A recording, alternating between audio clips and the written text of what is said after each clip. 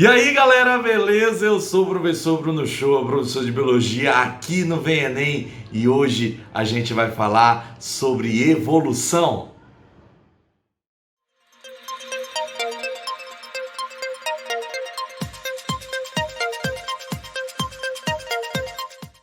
Então galera, vamos falar aqui um pouquinho sobre o nosso ponto da habilidade 16, importantíssimo.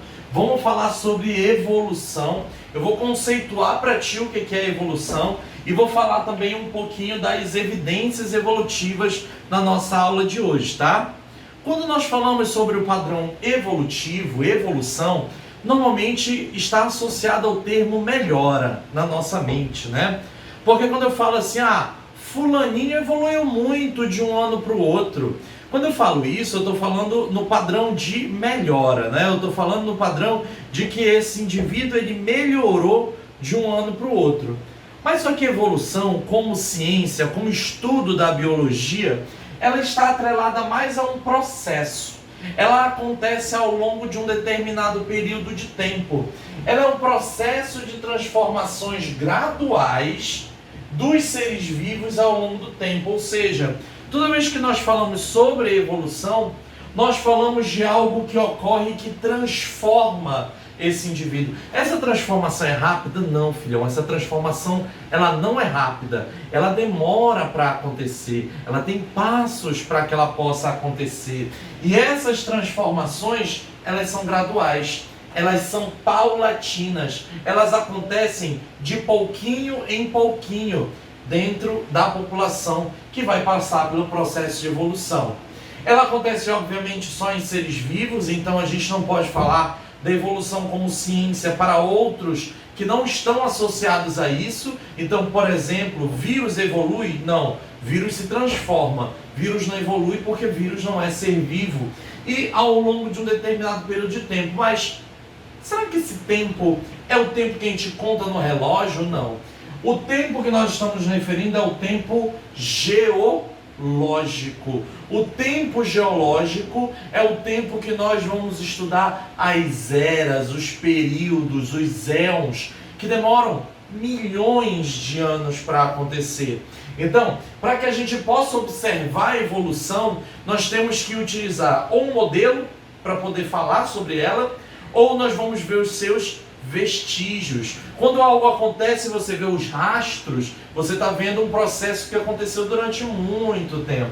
Então, a evolução é isso. A evolução é um tipo de ciência dentro da própria biologia que está associada com esse estudo da história evolutiva. Quem faz o processo de estudo da evolução, colhendo detalhes, são os paleontólogos. Não confunda, tá? Paleontólogo é o biólogo ou um cientista das ciências naturais que ele vai estudar a evolução como padrão. O arqueólogo estuda as civilizações humanas. Então é um pouquinho diferente, não confunda, tá? Se a gente vai estudar esse tempo geológico, nós temos que ter algum tipo de método. Eu sempre bato muito na tecla de falar que a evolução ela é ciência. Ela é ciência. E toda vez que você faz ciência, você tem que ter alguns métodos, alguns passos para que ele possa existir. A ciência, ela é um tipo de estudo que vai buscar evidências e fatos para poder corroborar uma ideia. Então, normalmente, inicialmente, você tem um problema. E qual era o problema da evolução? Por que os indivíduos são tão diferentes entre si? Por que eu tenho cavalo e eu tenho cachorro? Se ambos têm 4 patas, por que eles não são tão parecidos? Por que eles não são parecidos? Por que eles são tão diferentes entre si? Esse problema, ele já foi respondido inicialmente, como nós vamos falar na próxima aula, com o fixismo. Mas nós buscamos a ciência para tentar explicar ele também de uma forma um pouco mais verossímil. Então, o problema ele existia. Por que os indivíduos eram diferentes? Ou como é que era esse processo de transformação? Ele existia? E aí foi se bolando um método. O método ele serve para você estudar esse problema. E qual era o método que nós tínhamos? A investigação. Dá para ver evolução acontecendo? Não. Não dá para a gente ver em tempo real a evolução acontecendo. Então, nós vamos ter evidências evolutivas, né? Evidências de que a evolução de fato vai existir. Essas evidências evolutivas fazem parte do método.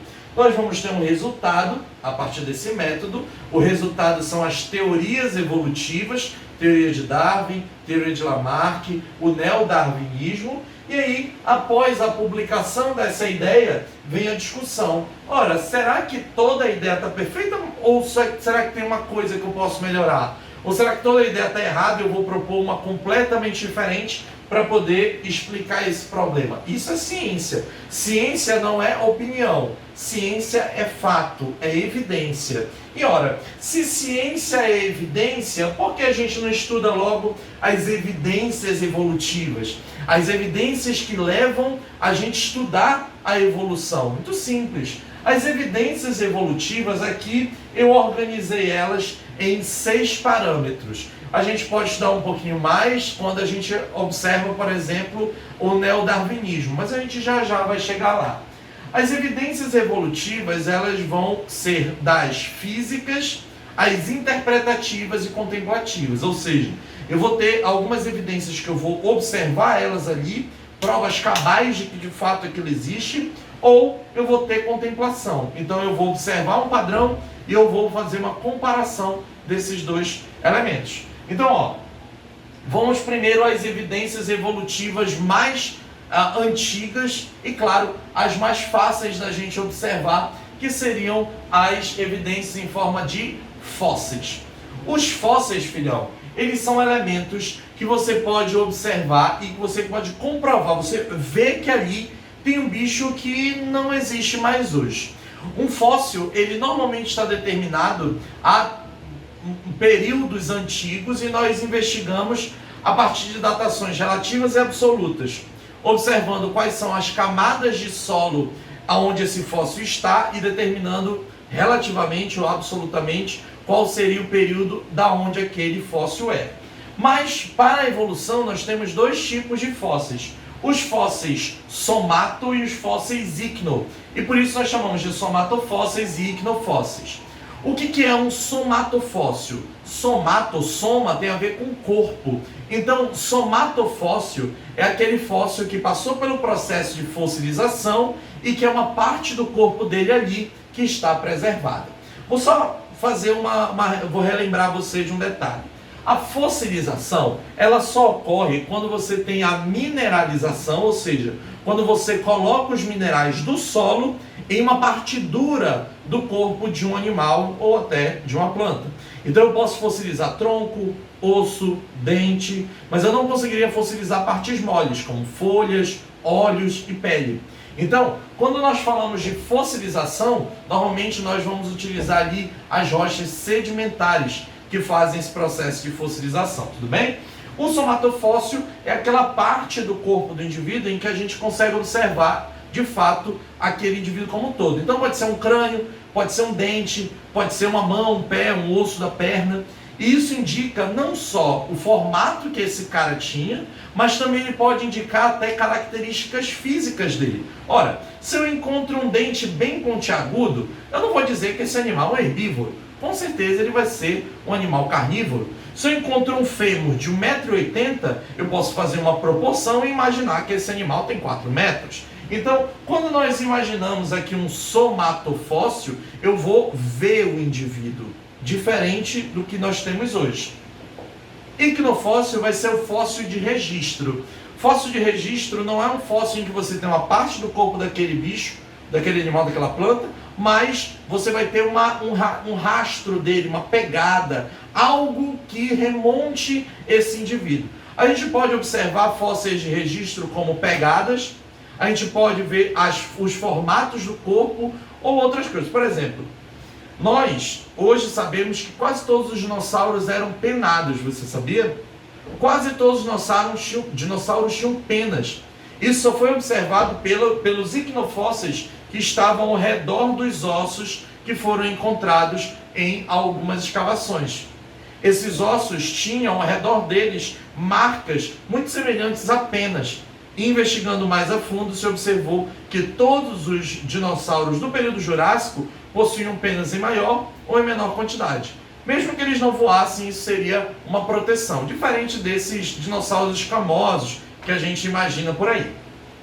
Evidências bioquímicas e embriológicas também são importantíssimas. São bem mais recentes porque elas derivam lá de pesquisas e estudos que estão relacionados, claro, a uma técnica mais atual, né? Uma técnica mais moderna. Nas evidências bioquímicas, nós vamos ter aqui o estudo do DNA, principalmente com a filogenética.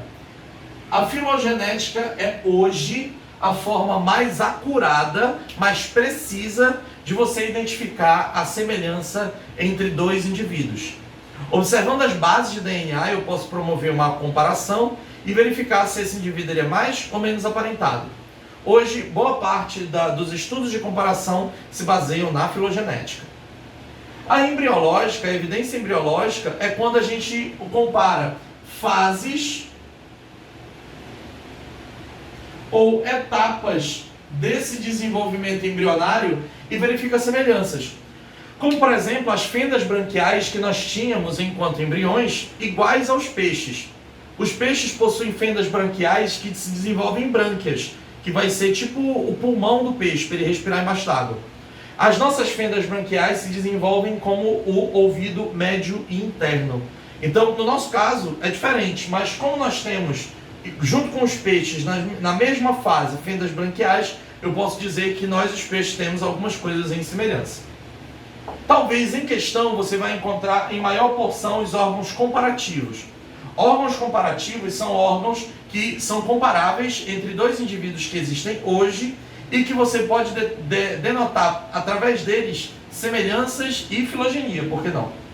Então nós vamos ter órgãos análogos, homólogos e vestigiais. Órgãos análogos seriam os órgãos que promovem uma convergência evolutiva, ou seja, os dois indivíduos se aproximam no curso da evolução.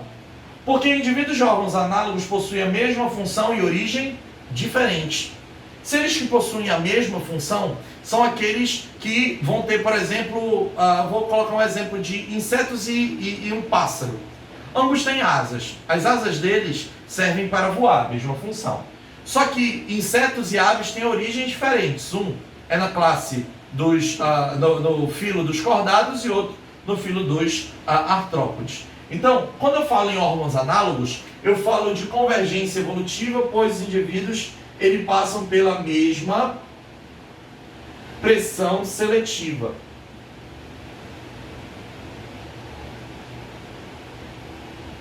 Então, ó, filho, a pressão seletiva dos indivíduos de convergência evolutiva é semelhante.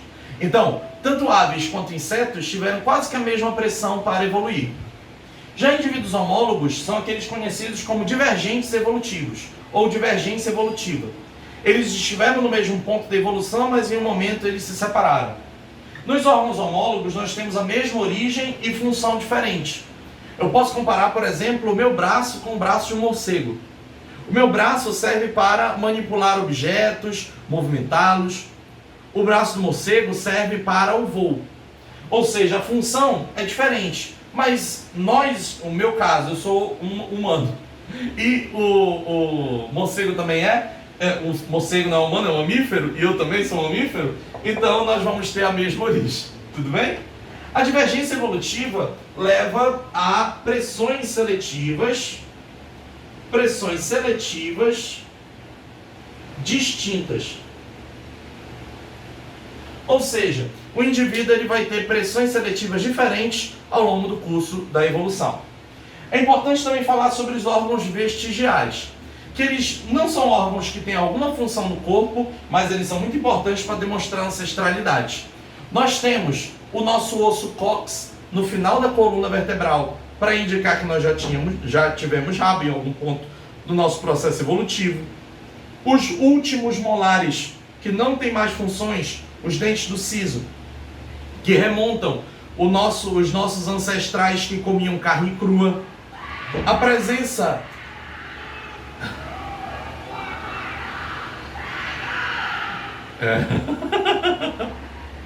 Excelente. E os órgãos vestigiais? Os órgãos vestigiais são aqueles órgãos que vão denotar ancestralidade. Não são órgãos que têm alguma função, mas podem nos mostrar que de fato nós vamos ter alguma relação.